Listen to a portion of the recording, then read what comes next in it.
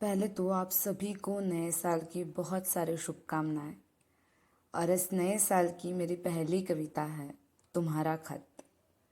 तो ये कविता पढ़ना शुरू करती हूँ। कविता का शीर्षक है तुम्हारा खत।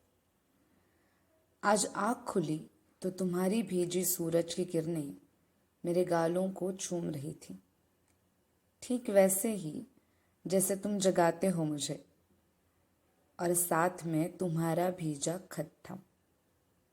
तुमने लिखा था, नदी के किनारे अब शाम ज़्यादा देर नहीं रुकती है, तुम्हारे जाने से रूठ गई है शायद।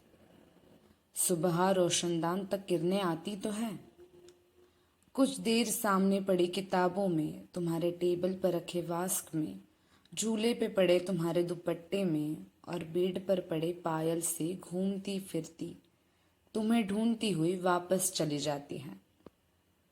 दिसंबर होते हुए भी दोपहर में बड़ी जोरों से बरसती है किरणें कि पूरा आंगन तपने लगता है।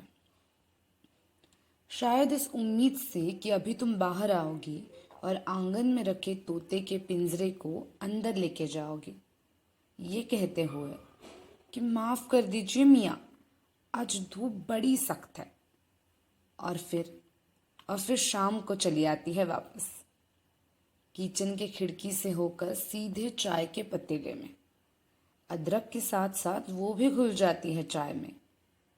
चाय सुनहरी दिखने लगती है, ठीक तुम्हारे चेहरे की तरह जब आंगन में टहलते हुए तुम चाय की चुस्कियाँ लेती हो।